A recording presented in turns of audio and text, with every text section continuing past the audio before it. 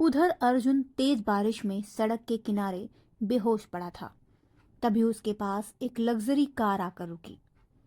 उससे एक शख्स उतरा जिसने रेनकोट पहना हुआ था। उसका चेहरा ठीक से दिखाई नहीं दे रहा था। बादल तेज गरज रहे थे और बिजली कड़कने की आवाज ऐसी थी जिससे किसी के भी रोंगटे खड़े हो जाएं। उस अनजाने शख्स ने अर्जुन को उठाया और कार की डिग्गी को खोलकर उसे उसमें डाल दिया।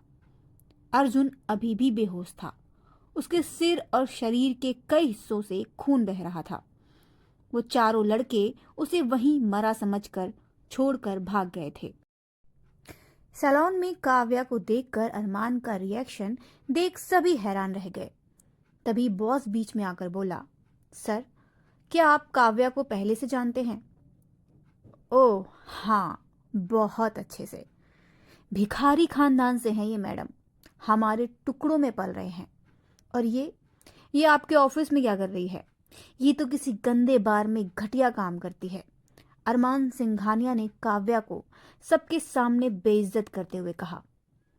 काव्या को अरमान की ऐसी बात सुनकर गुस्सा आ जाना चाहिए था, लेकिन उसके चेहरे पर राहत की लकीरें दिख रही थी, मानो जैसे उसकी जिंदगी में कोई बड़ा तूफान आते आते रुक गया। काव्या मन में सोच रही थी, क्या अरमान सच में उसको पहचान नहीं पाया? क्या वो उसके बारे में सिर्फ उतना ही जानता है जितना वो कह रहा है?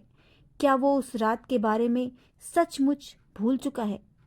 कहीं कहीं वो सबके सामने उसे ना पहचान पाने का दिखावा तो नहीं कर रहा? काव्या की धड़कनें अभी भी तेज थी और वो ये सब सोच रही थी।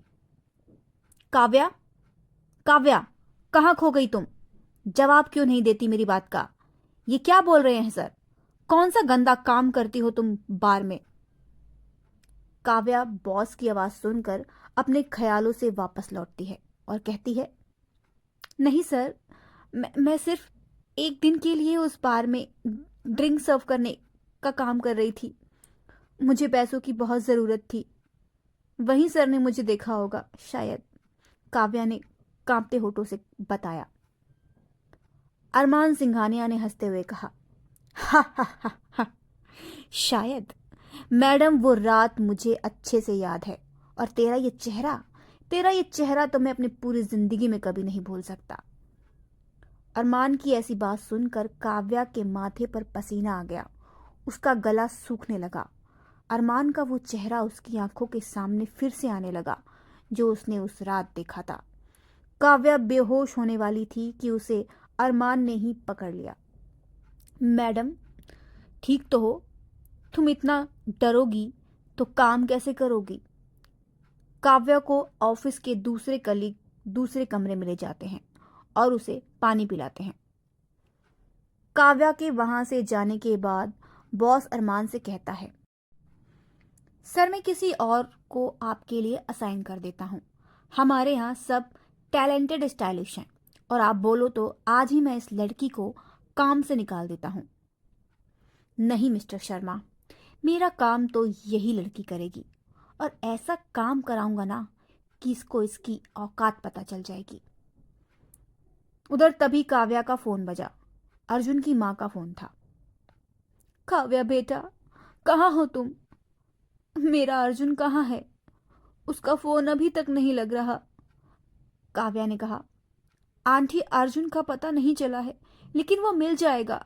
आप फिक्र मत कीजिए। पुलिस ने कहा है वो जल्दी मिल जाएगा।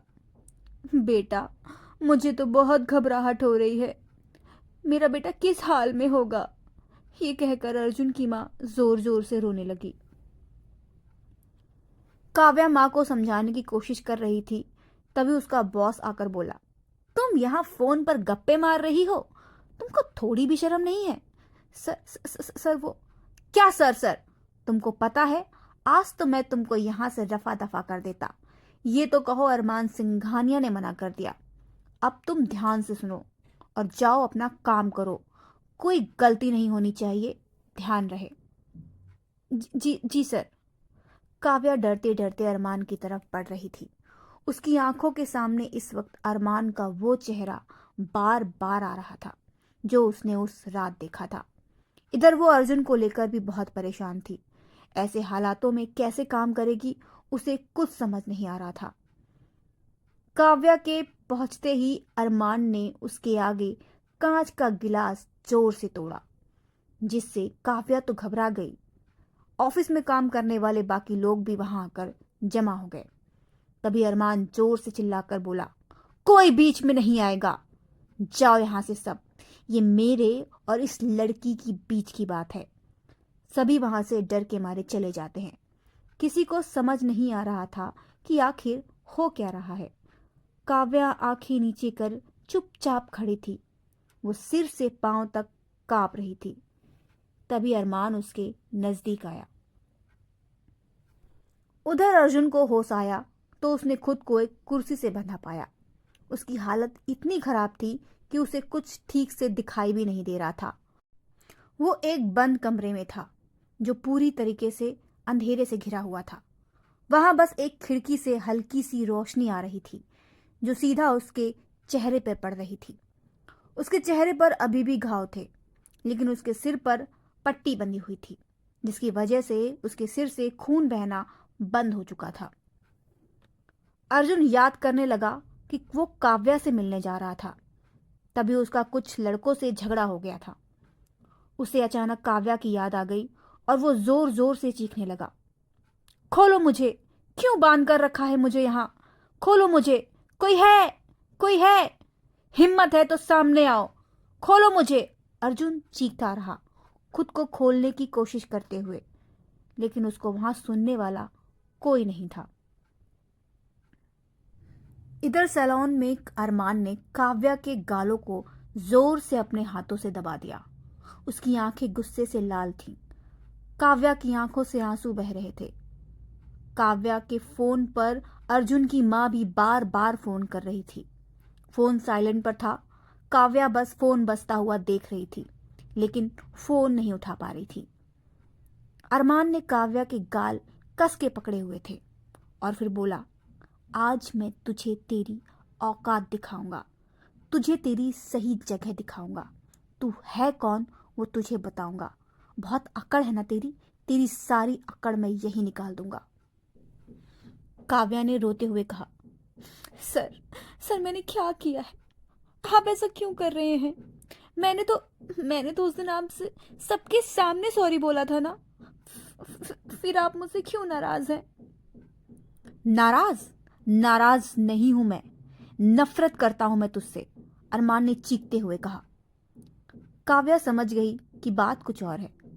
अरमान को उस रात का कुछ भी याद नहीं है, लेकिन उसे अभी भी समझ नहीं आ रहा था, अगर अरमान को उस रात का कुछ भी याद नहीं है, वो उस रात को भूल चुका है, तो उसके साथ ऐसा बर्ताव क्यों कर रहा है। अरमान और काव्या की ये तीसरी मुलाकात थी। आखिर उन दो मुलाकातों में उनके बीच ऐसा क्या हुआ था जो काव्या अरमान से इस कदर डर रही थी, और अरमान इतने गुस्से में क्यों था। आखिर अरमान का कौन सा चेहरा काव्या को परेशान कर रहा था जो उसने उस रात को देखा था। क्या है अरमान का सच, और अर्जुन अर्जुन को किसने किडनैप किया है। इन सभी सवालों का जवाब जानने के लिए देखिए हमारा अगला एपिसोड, और हमें लाइक और सब्सक्राइब करना मत भूलिए।